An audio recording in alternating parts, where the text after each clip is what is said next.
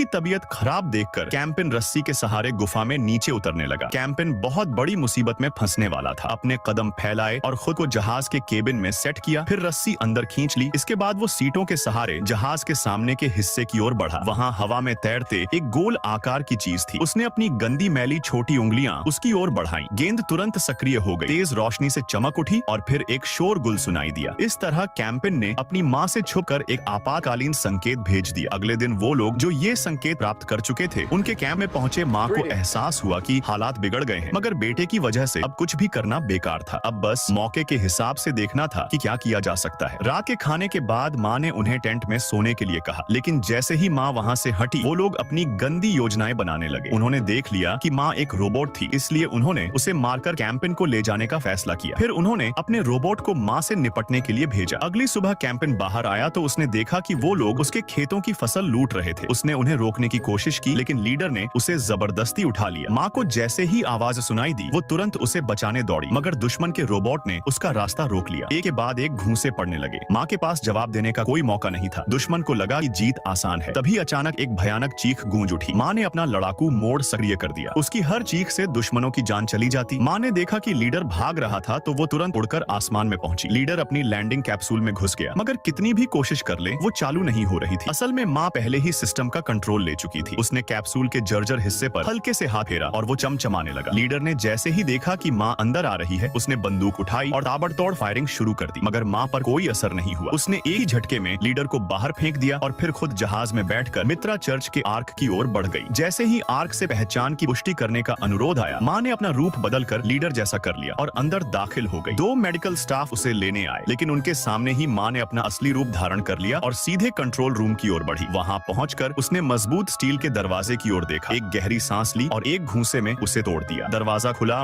माँ अंदर दाखिल हुई। सारे गार्ड्स ने गोलियां चलाई, मगर सब बेकार। माँ ने ठंडे नजरों से उन्हें घूरा और एक जोरदार चीख मारी। पल भर में सभी राख में तब्दील हो गए। इसके बाद माँ ने आर्क के सिस्टम में कमांड डाली। 16 मिनट बाद आर्क को कैप्टन ग्रह से टकराने का निर्देश दिया। फिर उसने आर्क में मौजूद शिशु कक्ष की लोकेशन देखी, अपनी आंखों पर एक कपड़ा बांधा, खुद को शुद्ध किया और फिर सीधे बच्चों के बीच प्रकट हुई। कैमरा कट होता है। आसमान में एक विशाल जहाज दिखाई देता है जो एक पहाड़ से टकराकर जल उठता है। लीडर होश में आता है, चारों ओर आग ही आग है। वो घबराकर अपने आर्क से संपर्क करने की कोशिश करता है, मगर कोई जवाब नहीं मिलता। दूसरी ओर माँ अपने लैंडिंग कैप्सूल के साथ धीरे धीरे अपने कैंप में वापस लौटी है। कुछ ही पलों बाद कैप्सूल का दरवाजा खुलता है और उसमें से 4-5 मानव बच्चे बाहर निकलते हैं।